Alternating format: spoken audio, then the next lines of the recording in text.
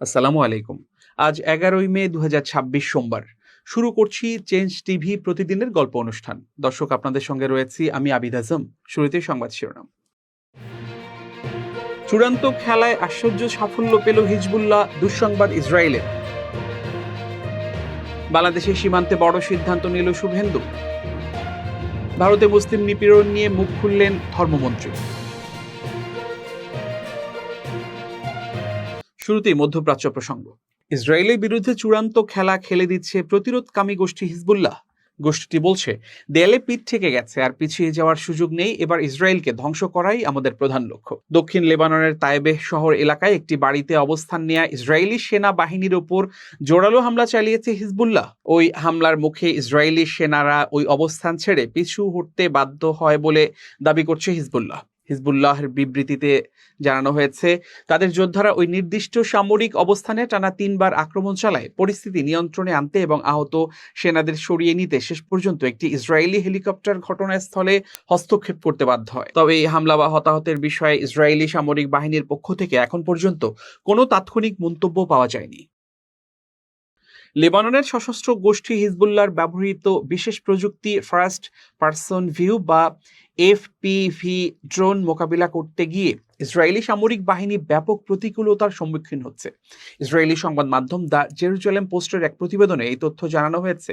প্রতিবেদনে বলা হয়েছে, হিজবুল্লাহ বর্তমানে ড্রোনগুলোর সঙ্গে যুক্ত ফাইবার অপটিক সুতো বা তার ব্যবহার করছে। এই প্রযুক্তির ফলে ড্রোন চালকরা ম্যানুয়ালি বা হাতে কলমে ড্রোনগুলোকে লক্ষ্যবস্তুতে নিখুঁতভাবে পরিচালনা করতে পারছেন, যা ইসরায়েলের শক্তিশালী ইলেকট্রনিক জ্যামিং বা সংকেত নিরোধক ব্যবস্থাকে ফাঁকি দিতে সক্ষম হচ্ছে। দ্য জেরুজালেম পোস্টের তথ্য মতে, হিজবুল্লাহ সম্প্রতি একটি ভিডিও ফুটেজ প্রকাশ করেছে, যেখানে দেখা যাচ্ছে যে একটি এফপিভি ড্রোন গত রোববার উত্তর সীমান্তে অবস্থিত ইসরায়েলের আকাশ প্রতিরক্ষা ব্যবস্থা আয়রন ডোম এর একটি ব্যাটারিতে সরাসরি আঘাত হানছে। ফাইবার অপটিক প্রযুক্তি ব্যবহারের ফলে ড্রোনটির নিয়ন্ত্রণ সংকেত মাঝপথে বিচ্ছিন্ন করা ইসরায়েলের পক্ষে সম্ভব হয়নি। গত সপ্তাহে দক্ষিণ লেবানন পরিদর্শনের সময় ইসরায়েলের জ্যেষ্ঠ কর্মকর্তা এই নতুন ধরনের ড্রোন শনাক্ত এবং তা প্রতিহত করার জন্য বেশ কিছু পরীক্ষামূলক কর্মসূচি নিয়ে আলোচনা করেছেন। তবে সংবাদ মাধ্যমটি উল্লেখ করেছে, হিজবুল্লাহর এই প্রযুক্তিগত উন্নতির সঙ্গে পাল্লা দিতে ইসরায়েলি সামরিক বাহিনী এখনও রিয়েল টাইম বা তাৎক্ষণিকভাবে খাপ খাইয়ে নেয়ার চেষ্টা চালিয়ে যাচ্ছে। প্রতিরক্ষা বিশ্লেষকদের মতে, আধুনিক যুদ্ধক্ষেত্রে ড্রোন ও জ্যামিং ব্যবস্থার লড়াই ক্রমাগত বিবর্তিত হচ্ছে। হিজবুল্লাহর এই ফাইবার অপটিক ড্রোন মূলত তারের মাধ্যমে সংকেত আদান প্রদান করে বলে এটি কোনো রেডিও ফ্রিকোয়েন্সির ওপর নির্ভর করে না, যা একে ইলেকট্রনিক জ্যামিং এর বিরুদ্ধে অভেদ্য করে তোলে। হিজবুল্লাহ ড্রোন ইউনিটের এই কৌশলগত পরিবর্তন ইসরায়েলি সীমান্ত প্রতিরক্ষা ব্যবস্থাকে নতুন করে ভাবিয়ে তুলছে। বিশেষ করে গত কয়েক মাসে ইসরায়েলের উত্তরাঞ্চলে হিজবুল্লাহ ড্রোনের অনুপ্রবেশ ও সফল আক্রমণের হার বেড়ে যাওয়ায় আইডিএফ বা ইসরায়েলি প্রতিরক্ষা বাহিনীর সক্ষমতা নিয়ে প্রশ্ন উঠছে। অন্যদিকে ২০২২ সালে শুরু হওয়া রাশিয়া ইউক্রেন যুদ্ধের ময়দানেও এই ধরনের এফপিভি ড্রোনের ব্যাপক ব্যবহার দেখা গিয়েছে, যা এখন মধ্যপ্রাচ্যের সংঘাতেও একটি নিয়মিত অনুষঙ্গ হয়ে দাঁড়িয়েছে। ২০২৫ সালের শেষ দিকে ইউক্রেনের খরকিভ অঞ্চলে সেনাদের ড্রোন তৈরির চিত্র বৈশ্বিক যুদ্ধ কৌশলের এই প্রযুক্তি গুরুত্ব প্রমাণ করে। ইসরায়েল এখন এই প্রযুক্তি ড্রোন ভূপাতিত করার জন্য নতুন কোনো পাল্টা ব্যবস্থা তৈরি করতে পারে কিনা সেটি এখন দেখার বিষয়। তবে বর্তমান পরিস্থিতিতে হিজবুল্লাহ এই প্রযুক্তিগত কৌশল ইসরায়েলি বাহিনীর জন্য একটি বড় নিরাপত্তা উদ্বেগের কারণ হয়ে দাঁড়িয়েছে। হরমুজ প্রণালীতে বাণিজ্যিক জাহাজ চলাচল স্বাভাবিক করতে সামরিক পরিকল্পনা নিয়ে প্রতিরক্ষা মন্ত্রী পর্যায়ের বৈঠক আয়োজন করবে যুক্তরাজ্য ও ফ্রান্স। বৈঠকটি মঙ্গলবার অনুষ্ঠিত হবে বলে জানিয়েছে ব্রিটিশ সরকার। ইরানের পক্ষ থেকে লন্ডন ও প্যারিসকে এই অঞ্চলে যুদ্ধজাহাজ না পাঠানোর সতর্কবার্তা দেওয়ার কয়েক ঘন্টা পর এই ঘোষণা আসে। রোববার ব্রিটিশ প্রতিরক্ষা মন্ত্রণালয়ের এক বিবৃতিতে বলা হয়েছে, বহুজাতিক এই মিশনের প্রথম প্রতিরক্ষা মন্ত্রী পর্যায়ের বৈঠকে ৪০টির বেশি দেশের অংশগ্রহণ থাকবে। বৈঠকে যৌথভাবে সভাপতিত্ব করবেন যুক্তরাজ্যের প্রতিরক্ষা মন্ত্রী জন হিলি ও ফরাসি প্রতিরক্ষা মন্ত্রী ক্যাথলিন ভোট্রিন। গত এপ্রিলে লন্ডনে 2 দিনব্যাপী সামরিক পরিকল্পনাবিদদের বৈঠকের পর ভার্চুয়াল বৈঠক অনুষ্ঠিত হচ্ছে। ওই বৈঠকে টেকসই যুদ্ধবিরতির পর গুরুত্বপূর্ণ এই নৌপথে জাহাজ চলাচল নিরাপদ রাখতে যুক্তরাজ্য ও ফ্রান্সের নেতৃত্বে বহুজাতিক মিশনের বাস্তব পরিকল্পনা নিয়ে আলোচনা করা হয়। জন হিলি বলেন, হরমুজ প্রণালীতে জাহাজ চলাচলের আস্থা ফিরিয়ে আমরা কূটনৈতিক সমঝোতাকে বাস্তব সামরিক পরিকল্পনায় রূপ দিচ্ছি। এদিকে ফ্রান্স ও যুক্তরাজ্য মধ্যপ্রাচ্যের যুদ্ধজাহাজ পাঠিয়েছে। ফ্রান্স অঞ্চলটিতে তাদের পারমাণবিক শক্তিচালিত বিমানবাহী রণতরী শার্ল দ্য গল মোতায়েন করেছে। যুক্তরাজ্য জানিয়েছে তারা ডেস্ট্রোয়ার যুদ্ধজাহাজ HMS ড্রাগন পাঠাচ্ছে। দুই দেশই বলেছে আন্তর্জাতিক কোনো মিশনের মাধ্যমে জাহাজ চলাচল সুরক্ষায় সহায়তার প্রস্তুতির অংশ হিসেবেই মোতায়েন করা হয়েছে। ইরানের হুঁশিয়ারি ব্রিটিশ প্রতিরক্ষা মন্ত্রণালয়ের এক মুখপাত্র AFP-কে বলেন, HMS ড্রাগন মোতায়েন সতর্ক পরিকল্পনার অংশ। পরিস্থিতি অনুকূলে এলে হরমুজ প্রণালীর নিরাপত্তা নিশ্চিতে যুক্তরাজ্যকে প্রস্তুত রাখতেই এই পদক্ষেপ নেওয়া হয়েছে। তবে রোববারই ইরানের উপপররাষ্ট্রমন্ত্রী কাজিম গারিবাবাদি সতর্ক করে বলেছেন, প্রণালীতে ব্রিটেন ও ফ্রান্সের যুদ্ধজাহাজ অথবা অন্য যে কোনো জাহাজ তাৎক্ষণিকভাবে ও কঠোর জবাবের মুখে পড়বে। এ প্রণালীতে নিরাপত্তা নিশ্চিত করতে পারে শুধু ইসলামী প্রজাতন্ত্র ইরান। পরে রোববার ফরাসি প্রেসিডেন্ট ইমানুয়েল ম্যাক্রো বলেন, ফ্রান্স কখনোই হরমুজ প্রণালীতে নৌবাহিনীর মোতায়েনের কথা ভাবেনি, বরং তারা এমন একটি নিরাপত্তা মিশনের পক্ষে যা ইরানের সঙ্গে সমন্বয় করে পরিচালিত হবে। তিনি নাইরোবিতে সাংবাদিকদের বলেন, কোনো পক্ষের অবরোধের বিরোধিতার অবস্থানে তিনি অনড় রয়েছেন। পাশাপাশি কৌশলগত এই নৌপথে জাহাজ চলাচল নিশ্চিত করতে কোনো ধরনের টোল আদায়ও প্রত্যাখ্যান করেন তিনি। গত মাসে যুক্তরাজ্য ও ফ্রান্স জানিয়েছিল প্রণালীটির নিরাপত্তা নিশ্চিতে পরিকল্পনা চূড়ান্ত রয়েছে। ব্রিটিশ প্রতিরক্ষা মন্ত্রণালয় জানিয়েছে, HMS ড্রাগন মোতায়েনের ফলে বাণিজ্যিক জাহাজ চলাচলে আস্থা বাড়বে এবং সংঘাত শেষ হলে মাইন অপসারণ কার্যক্রমেও সহায়তা মিলবে।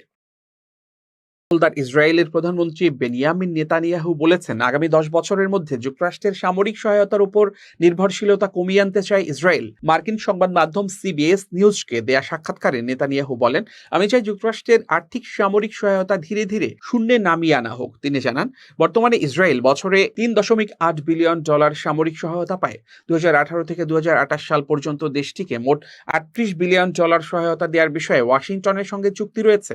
তবে নেতানিয়াহুর মতে যুক্তরাষ্ট্র ইসরায়েল আর্থিক সম্পর্ক নতুনভাবে পুনর্মূল্যায়নের সময় এসেছে, আর এখনই উপসাগরীয় রাষ্ট্রগুলোর সঙ্গে সম্পর্ক আরও জোরদার প্রয়োজন। 2023 সালের অক্টোবরে গাজা উপত্যকাতে যুদ্ধ শুরুর পর যুক্তরাষ্ট্রের ইসরায়েলের জনসমর্থন কমে গেছে বলেও প্রতিবেদনে উল্লেখ করা হয়েছে।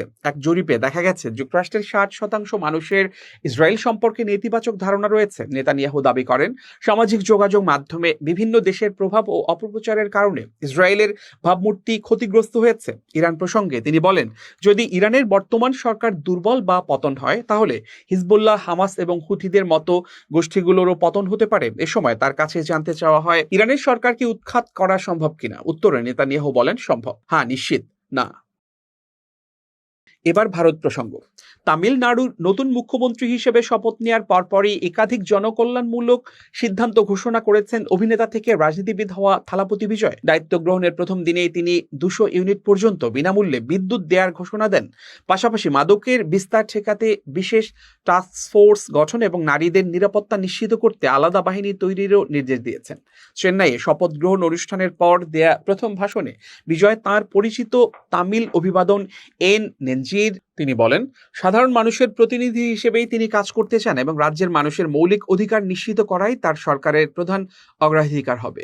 নতুন মুখ্যমন্ত্রী জানান, বিদ্যুতের বাড়তি খরচে সাধারণ মানুষ যাতে চাপের মুখে না পড়ে সেজন্য প্রতিটি পরিবারকে মাসে 200 ইউনিট পর্যন্ত বিনামূল্যে বিদ্যুৎ দেওয়া হবে। একই সঙ্গে মাদকের বিস্তার রোধে বিশেষ টাস্ক ফোর্স গঠন এবং নারীদের নিরাপত্তায় বিশেষ ইউনিট ও জরুরি সহায়তা হেল্পলাইন চালুর কথাও জানিয়েছেন তিনি।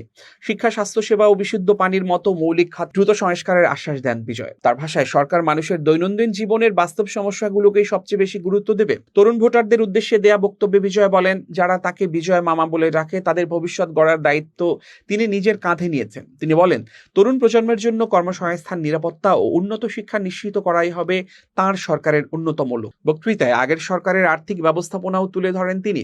বিজয়ের দাবি, বিপুল ঋণের চাপ এবং দুর্বল অর্থনৈতিক অবস্থার মধ্যেই তাঁর সরকার দায়িত্ব নিয়েছে, তবে জনগণের অর্থের সঠিক ব্যবহার নিশ্চিত করার প্রতিশ্রুতি দেন তিনি।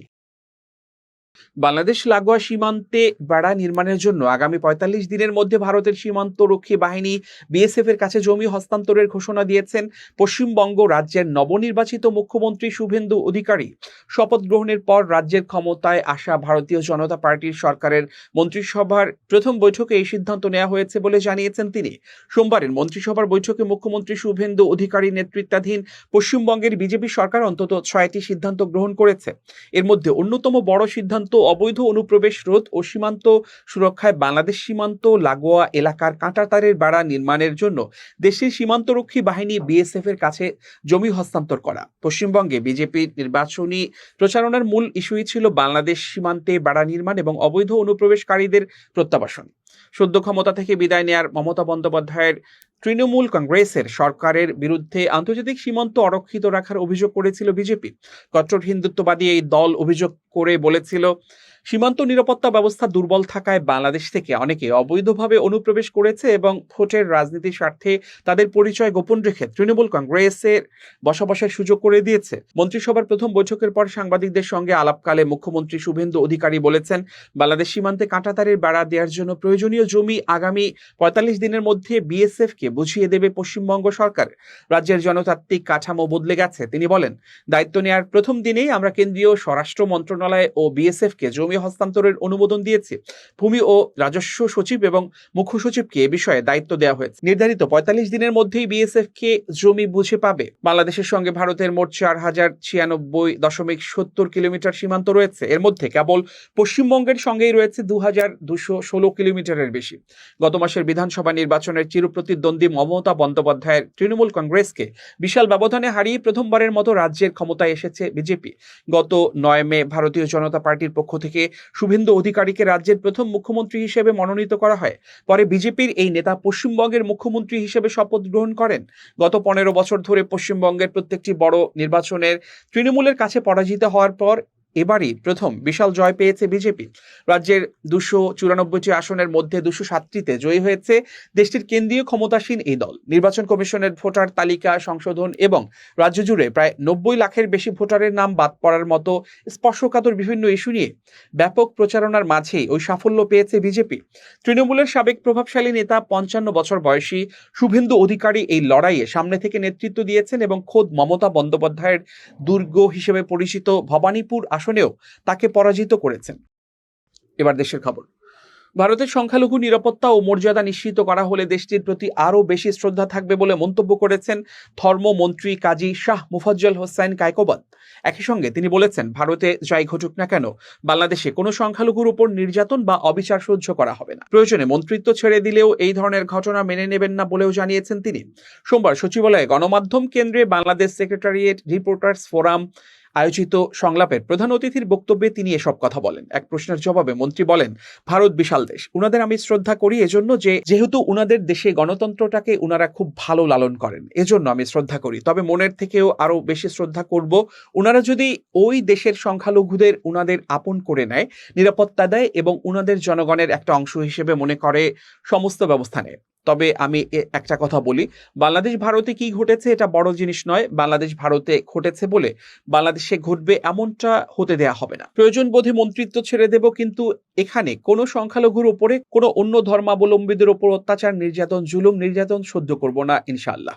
পশ্চিমবঙ্গে যেটা হচ্ছে মুসলমানদের উপর, সেটা নিয়ে আপনারা কোনো কথা বলবেন কিনা এমন প্রশ্নের জবাবে মন্ত্রী বলেন, অবশ্যই আমরা চেষ্টা করব। আমরা আমাদের সরকার প্রধান যিনি আছেন তিনি অবশ্যই চিন্তা করতেছে এই ব্যাপারে, উনি অবশ্যই উনার পক্ষ থেকে ওই কথা বলবেন।